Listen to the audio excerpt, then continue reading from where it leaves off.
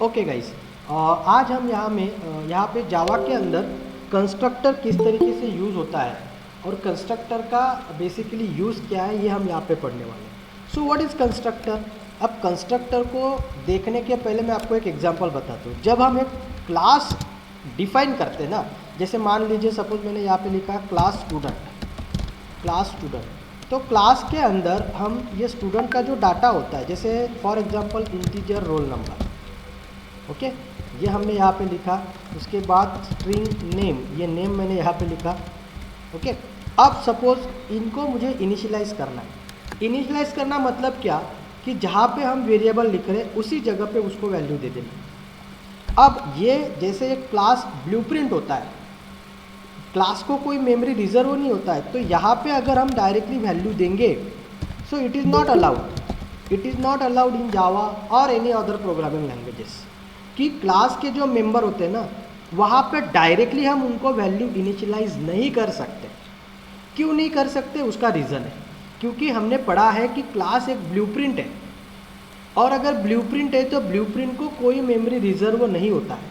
Blueprint doesn't take any memory, और अगर इनको मेमोरी अलोकेट हुई नहीं है, स्पेस रिजर्व हुआ ही नहीं है, तो इनको हम वैल्यू नहीं दे सकते, डायरेक्ट इनिशियलाइज हम नहीं कर सकते। ओके, तो ये कंसेप्ट जावा में है कि हम किसी भी डेटा मेंबर को डायरेक्टली वैल्यू नहीं दे सकते। बट अब आपको लगता है कि सर मुझे इन सबको वैल्यू असाइन करना है, इनिशियलाइज करना है, तो हम डायरेक्टली तो नहीं कर सकते। उस पर्पस के लिए इनको वैल्यू इनिशियलाइज करने के लिए ऑब्जेक्ट ओरिएंटेड प्रोग्रामिंग के अंदर हमें एक कंसेप्ट प्रोवाइड किया गया, दैट इज़ अ कंस्ट्रक्टर। अब कंस्ट्रक्टर एक्चुअली है क्या? सो कंस्ट्रक्टर का डेफिनेशन यहाँ पे देखते हैं। So constructor is a special member function. Okay, constructor is a special member function which is use to initialise the data members of an object.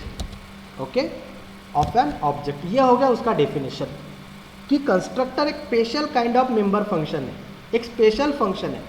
उसका use हम क्यों करेंगे? तो जो हमारे डेटा मेंबर्स है उनको इनिशियलाइज करने के लिए हम कंस्ट्रक्टर का यूज़ करते हैं। तो कंस्ट्रक्टर की प्रॉपर्टीज, अभी स्पेशल मेंबर फंक्शन है तो कंस्ट्रक्टर बाकी फंक्शन से अलग कैसे? पहली property, constructor name is always same like as a class name. Constructor का जो नेम रहेगा आपके, वो हमेशा आपके क्लास के नेम के जैसे होना चाहिए। जिस क्लास का कंस्ट्रक्टर है उस क्लास का जो नेम है वही नेम आपको कंस्ट्रक्टर को देना पड़ेगा। दैट्स इट, ये पहला रूल हो गया। दूसरा रूल है constructor does not return any value. So does not have any return type.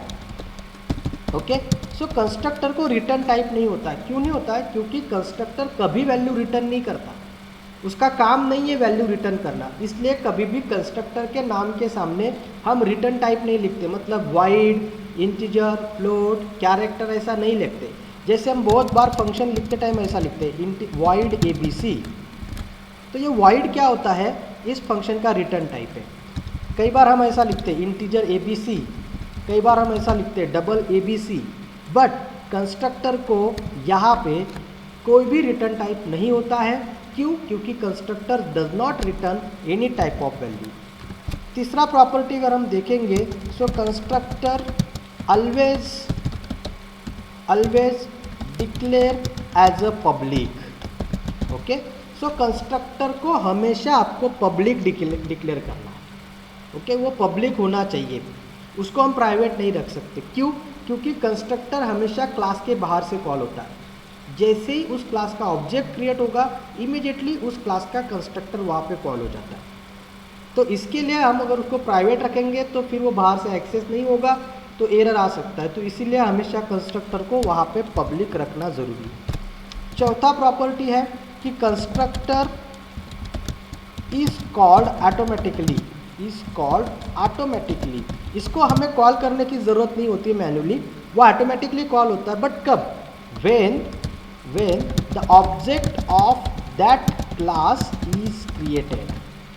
जब भी उस क्लास का ऑब्जेक्ट क्रिएट होगा ऑटोमेटिकली वो कंस्ट्रक्टर डायरेक्टली कॉल हो जाएगा। अब मान लीजिए अगर आपने वहाँ पे उस क्लास के 5 ऑब्जेक्ट क्रिएट किए, 5 ऑब्जेक्ट्स, तो कंस्ट्रक्टर ऑटोमेटिकली 5 टाइम्स वहाँ पे कॉल हो जाएगा guys. So this is a basically definition of constructor and these are the properties of constructor. Okay, तो किस तरीके से वहाँ पे कंस्ट्रक्टर अभी यूज होगा उसका सिंटैक्स हम देखते हैं। छोटा सा एग्जांपल मैं आपको बताता हूँ कि how to create a constructor. So I hope अभी आपको कंस्ट्रक्टर अच्छे से समझ में आ गया है कि कंस्ट्रक्टर का यूज़ क्या है। कंस्ट्रक्टर एक स्पेशल मेंबर फंक्शन है which is use to initialise the data members of an object. जो ऑब्जेक्ट के डेटा मेंबर्स होते हैं उनको इनिशियलाइज करने के पर्पस हेतु हम उस कंस्ट्रक्टर को क्रिएट करते हैं। कंस्ट्रक्टर एक्चुअली है क्या, उसकी प्रॉपर्टी देखो। कंस्ट्रक्टर का नेम हमेशा उसके क्लास के नेम जैसे होगा। कंस्ट्रक्टर कभी भी वैल्यू रिटर्न नहीं करेगा, वो हमेशा पब्लिक डिक्लेयर होगा और वो कंस्ट्रक्टर ऑटोमेटिकली कॉल होगा जब हम उसका ऑब्जेक्ट क्रिएट करेंगे। Now let us take a simple example of particular constructor. तो यहाँ पे एक सिंपल एग्जांपल देखते हैं। तो सबसे पहले थोड़ा सा इसको सेव कर देते हैं, सेव एज। ओके,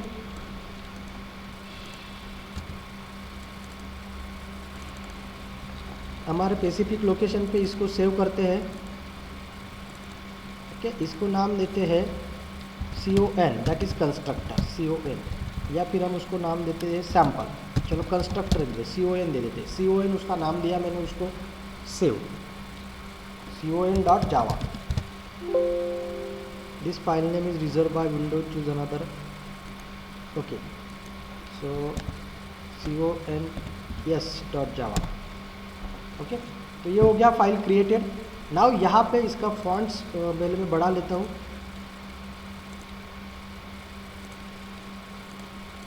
ओके, सो अभी यहाँ पे लिखते हैं हम क्लास स्टूडेंट, या फिर मैं यहाँ पे सिंपल एक डेमोन्स्ट्रेशन देता हूँ, क्लास सैम्पल नाम का एक क्लास मैंने बनाया। इसके अंदर 2 वेरिएबल में लिख रहा हूँ, इंटीजर a इक्वल टू 10। पहले आपको ऐसे करके बताता हूँ, फिर एरर आपको समझेगा कि ऐसा करना अलाउड है कि नहीं है। ये हो गए 2 मेंबर। फिर मैंने यहाँ पे लिखा पब्लिक वाइड डिस्प्ले, और डिस्प्ले के अंदर मैं इन दोनों की वैल्यू को प्रिंट करता हूँ, system.out.println। Okay, a equal to the value of a, उसके बाद system.out.println b equal to the value of b। ठीक है, ये हो गया मेथड कंप्लीट, हो गया क्लास कंप्लीट। दूसरा क्लास हम बनाते हैं क्लास CONS, क्योंकि हमने वही नाम दिया है फाइल को, सो क्लास CONS, और उसके अंदर फिर public static void main string args, और यहाँ पे हम ऑब्जेक्ट क्रिएट करेंगे sample s is equal to new sample. Object create किया, ऑब्जेक्ट क्रिएट करने के बाद डिस्प्ले फंक्शन को कॉल किया। ठीक है, ये मेथड कंप्लीट, ये क्लास कंप्लीट। फाइल को सेव किया, अब इसको कंपाइल करता हूँ।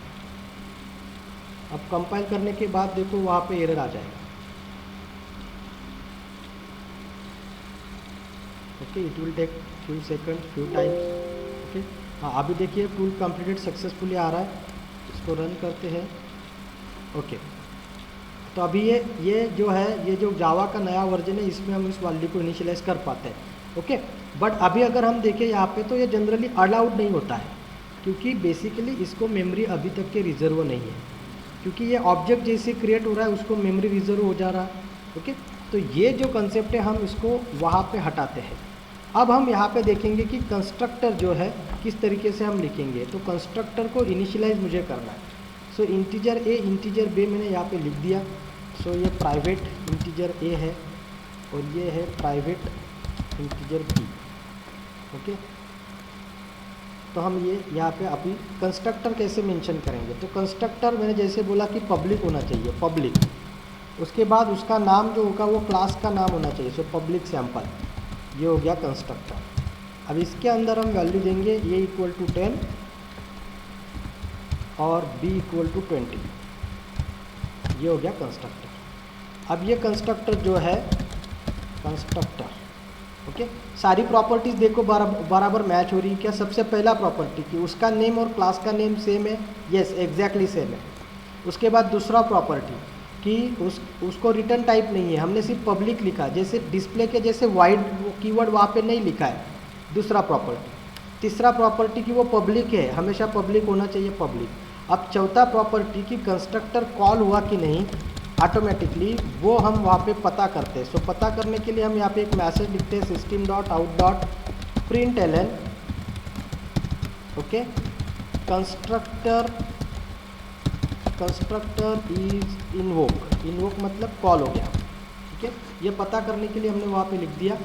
नाउ अब इसको हम कंपाइल करते हैं। Tool completed successfully, constructor is invoke, constructor call हुआ, उसका ये परिणाम, उसका रीजन, उसके बाद a = 10 b = 20, ये हो गई आपके कंस्ट्रक्टर की वैल्यू। ओके तो इस तरीके से अभी सपोज मैंने ये एक ऑब्जेक्ट क्रिएट किया, अब मैं अगर दूसरा ऑब्जेक्ट क्रिएट करूँ सैम्पल s2, अभी इसको हम नाम देते हैं s1, इसको नाम दिया s2 is equal to new sample, okay. और उसके बाद s2 डॉट डिस्प्ले, मतलब जितने ऑब्जेक्ट क्रिएट करेंगे उतने सब ऑब्जेक्ट के लिए कंस्ट्रक्टर कॉल होगा। सी दिस, वापस इसको कंपाइल किया और वापस इसको रन किया। Constructor is invoke, 2 bar constructor call हुआ और दोनों ऑब्जेक्ट को सेम वैल्यू वहाँ पे असाइन हुआ, look at here, same value है ना। तो इस तरीके से हम कंस्ट्रक्टर का यूज़ करते हैं। कंस्ट्रक्टर इन दोनों को वैल्यू इनिशियलाइज करने के लिए बेसिकली यूज़ किया जाता है। कंस्ट्रक्टर हमारा जो ऑब्जेक्ट है उसको मेमोरी में कंस्ट्रक्ट करता है, ये उसके यूजेस है। और कंस्ट्रक्टर की प्रॉपर्टी जैसे मैंने डिस्कस की उस तरीके से 4 प्रॉपर्टी ध्यान में रखना। पहला प्रॉपर्टी कि कंस्ट्रक्टर हमेशा वहाँ पे उसका नेम और क्लास का नेम सेम होना चाहिए, उसको हमेशा पब्लिक लिखो, कंस्ट्रक्टर कोई वैल्यू रिटर्न नहीं करेगा और कंस्ट्रक्टर ऑटोमेटिकली वहाँ पे कॉल होगा। Okay guys, so that's it from the constructor. इस तरीके से हम कंस्ट्रक्टर वहाँ पे यूज़ करेंगे।